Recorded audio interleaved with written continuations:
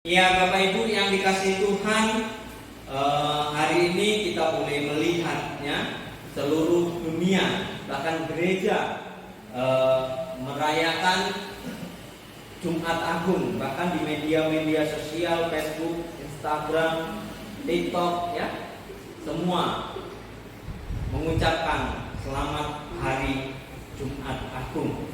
Nah, Bapak Ibu yang dikasihi Tuhan, firman Tuhan hari ini memberi satu kekuatan di dalam kehidupan kita untuk kita boleh merenungkan kembali, yaitu bagaimana kasih yang tuntas di atas kayu salib, ya. Kasih yang tuntas di atas kayu salib. Nah, Bapak Ibu yang dikasihi Tuhan, menurut Bapak Ibu, apa yang indah di dalam salib Kristus itu? Kalau Bapak Ibu memandang salib ke depan ini, apa yang indah? Tidak ada. Hah? Tidak ada. Ada ya yang melihat keindahannya? Harapan.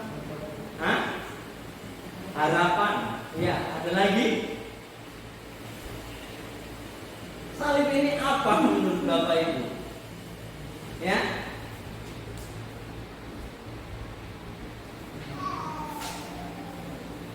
Mengapa Tuhan Yesus itu disalib? Ya, nah, Bapak Ibu yang dikasihi Tuhan, kalau kita lihat di dalam kehidupan kita, apa sih maknanya salib dalam kehidupan kita? Apa sih keindahannya? Tentunya Bapak Ibu yang dikasihi Tuhan, kita dapat melihat bahwa ada pengharapan. Di atas salib ini ada pengharapan, Bapak Ibu. Ya, ada pengharapan yang Allah nyatakan dalam kehidupan manusia. Kalau kita lihat dalam konteks di dalam penyaliban Yesus Kristus,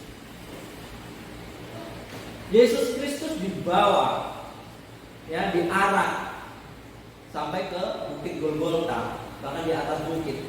Kenapa harus di bukit?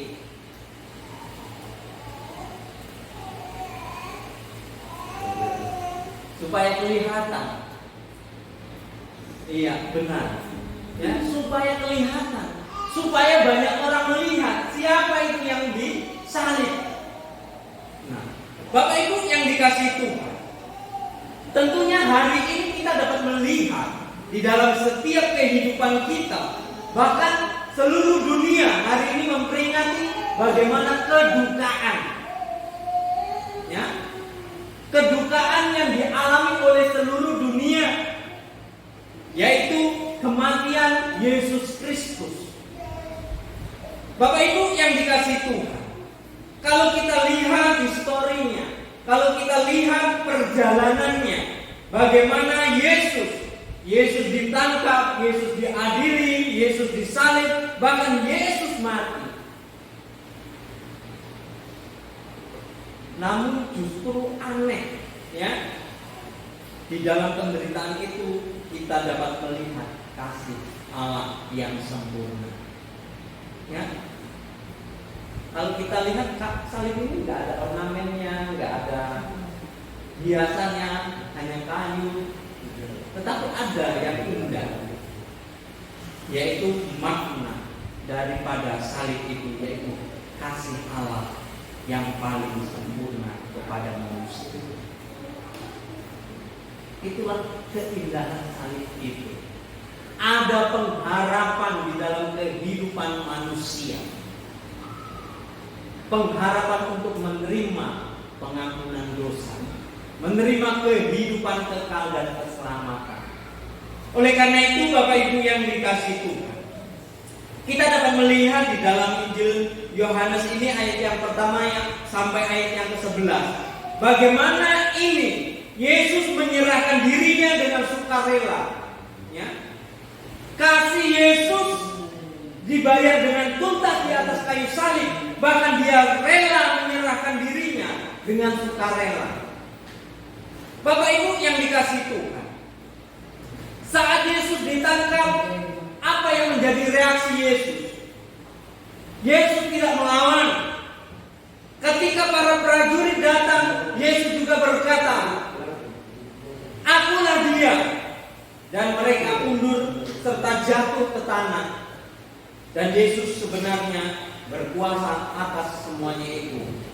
Bapak Ibu yang dikasih Tuhan, kalau kita lihat, sebenarnya Yesus itu memiliki kuasa. Sebenarnya Yesus itu memiliki tindakan.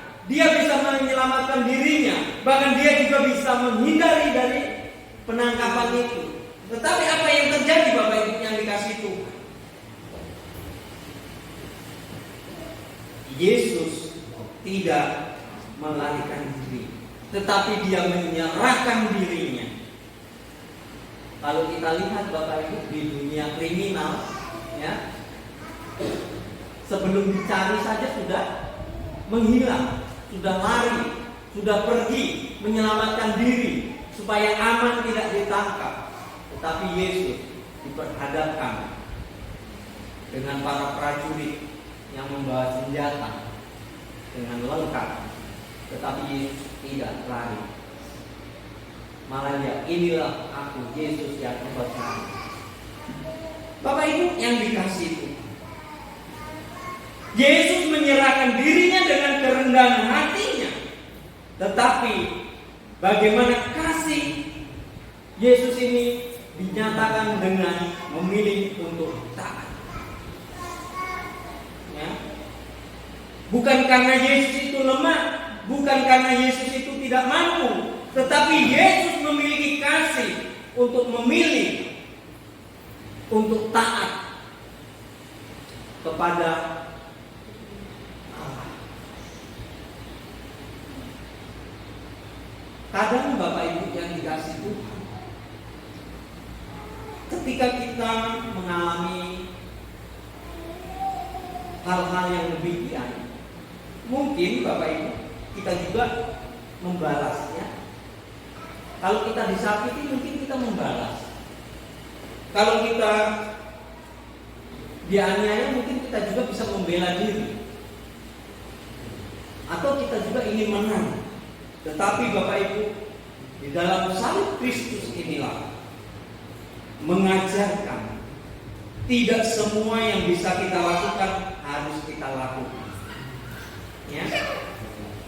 Tidak semua yang bisa kita lakukan harus kita lakukan. Bapak Ibu yang dikasih Tuhan, kita juga dapat membaca bagaimana kegagalan manusia dan kesetiaan Tuhan.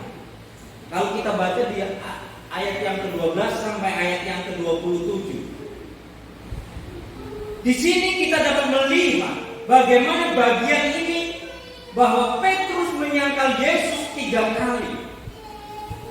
Artinya ini kegagalan manusia. Bahkan murid-murid Yesus lari. Manusia meninggalkan, bahkan manusia gagal, manusia takut. Bahkan manusia tidak setia dengan apa yang ia janjikan. Namun Yesus tetap setia, tetap berjalan menuju salib.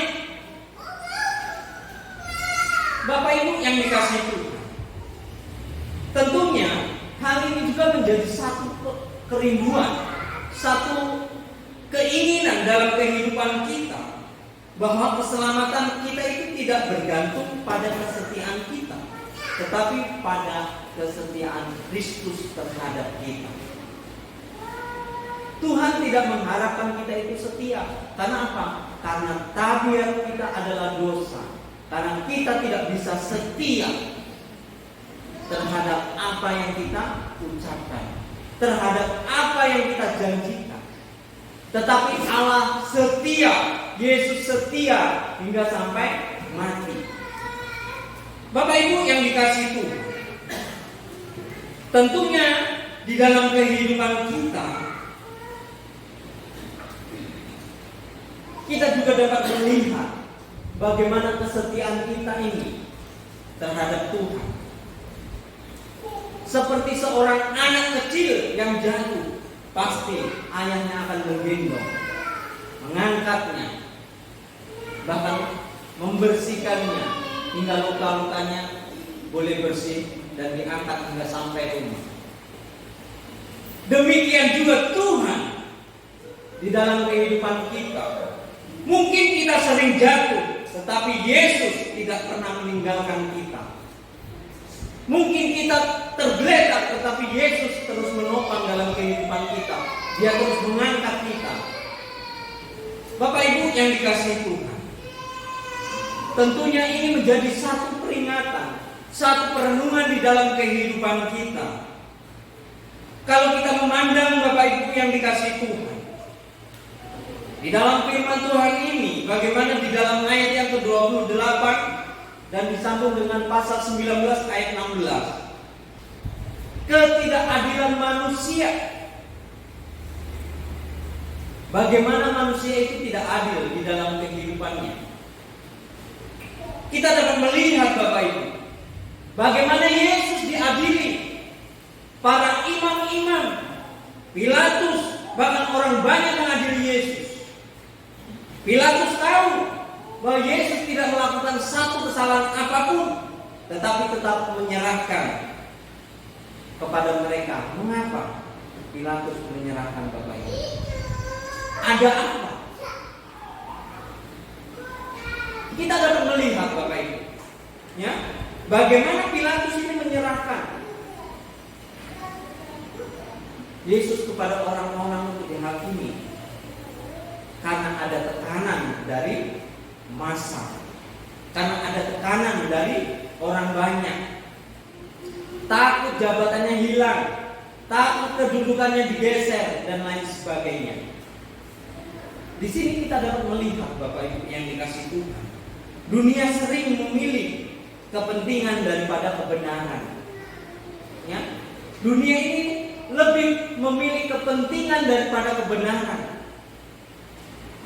Bahkan kebenaran itu disingkirkan demi kepentingan, demi popularitas, demi jabatan, demi kedudukan dan lain sebagainya. Tetapi kebenaran ditinggalkan. Bapak Ibu yang dikasihi Tuhan, dalam hidup kita juga bisa tergoda dan kompromi dengan dosa. Kita juga bisa takut berkata benar karena kedudukan. Kita juga bisa memilih aman daripada menjalankan kebenaran. Karena apa? Supaya jiwa hidup kita tidak ada yang mengganggu.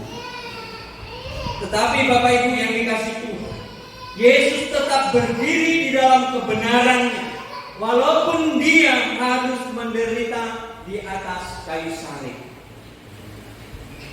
Dia tetap melakukan visinya Allah hingga sampai tuntas, hingga sampai Yesus disalibkan. Bahkan di ayat 19, pasal 19 ayat yang 17 sampai 30, inilah puncak daripada Jumat Agung itu, yaitu bagaimana Yesus disalib. Yesus dipaku, dihina, bahkan ditinggalkan oleh banyak orang. Namun Bapak Ibu yang dikasihi Tuhan, penderitaan itu dialami oleh Yesus. Dan ia berkata, sudah selesai. Artinya Bapak Ibu, dalam kehidupan tugasnya di dalam dunia itu tuntas, selesai, dan lunas, dibayar dengan darahnya. Bapak Ibu yang dikasihi Tuhan, kita dapat melihat di dalam kehidupan kita apa yang menjadi arti sudah selesai, sudah lunas dan sudah tuntas, yaitu Bapak Ibu, dosa kita sudah dibayar dengan korban darah Yesus Kristus sekali untuk selama-lamanya.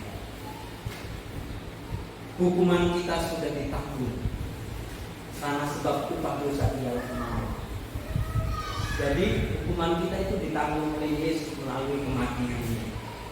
Dan kita memiliki pengharapan yaitu keselamatan kita sudah disediakan oleh Yesus di dalam kehidupan kita.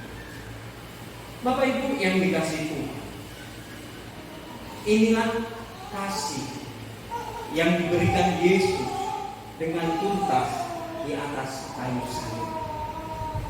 Bapak Ibu yang dikasihi Tuhan, kasih yang personal yang Tuhan Yesus lakukan itu juga menjadi satu teladan dalam kehidupan kita.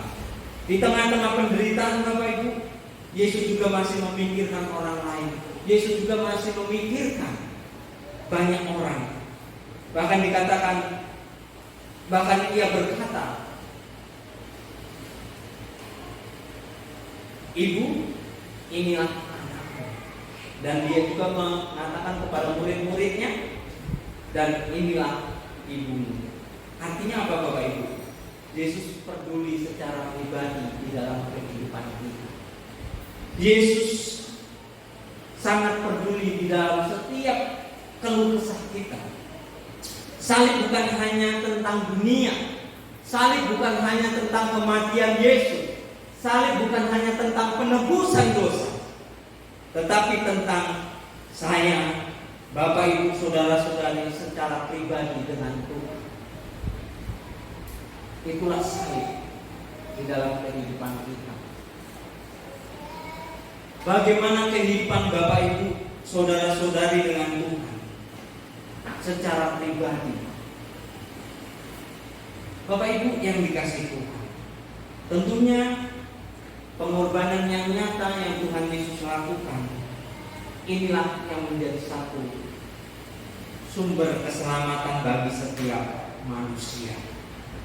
Pengorbanan yang nyata yang Yesus lakukan, ia benar-benar mati, ia benar-benar dikuburkan. Dan ini bukan hanya simbol, ini bukan hanya cerita atau dongeng, ini adalah peristiwa yang nyata. Dan karena kematiannya, kita menerima kehidupan kekal.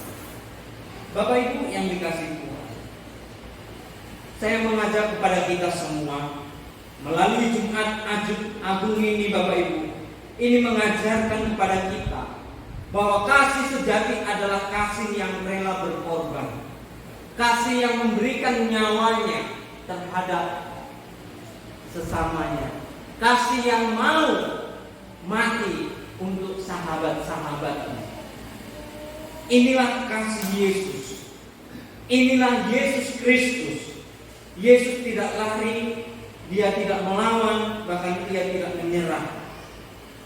Ia menuntaskan kasihnya di atas kayu salib untuk umat manusia. Oleh karena itu Bapak Ibu, mari kita melihat keindahan salib itu dalam kehidupan kita. Kita dipanggil untuk percaya sepenuhnya kepada Kristus. Keselamatan bukan hanya dari usaha kita, tetapi dari karya salib Kristus. Bahkan John Wesley mengatakan, ya, kita tidak bisa sempurna tanpa adanya kasih karunia daripada Allah. Karena apa? Karena kita terus hidup di dalam dosa. Nah, Bapak Ibu yang dikasihi Tuhan, yang kedua kita harus belajar mengampuni. Kenapa? Jika Yesus mengampuni, kita juga harus mengampuni. Kita juga hidup dalam kerendahan hati, tidak membalas kejahatan dengan kejahatan, tetapi kejahatan dengan kasih. Itulah yang Yesus ajarkan. Bahkan kita harus memikul salibnya, tetap setia walaupun sulit dalam kehidupan kita. Tetap setia walaupun kita mungkin diiming-imingi oleh berbagai macam godaan untuk meninggalkan Tuhan. Karena kita harus tetap memikul salibnya di dalam kehidupan kita. Biarlah firman Tuhan ini boleh menjadi rema, menjadi perenungan dalam kehidupan kita. Tuhan Yesus memberkati.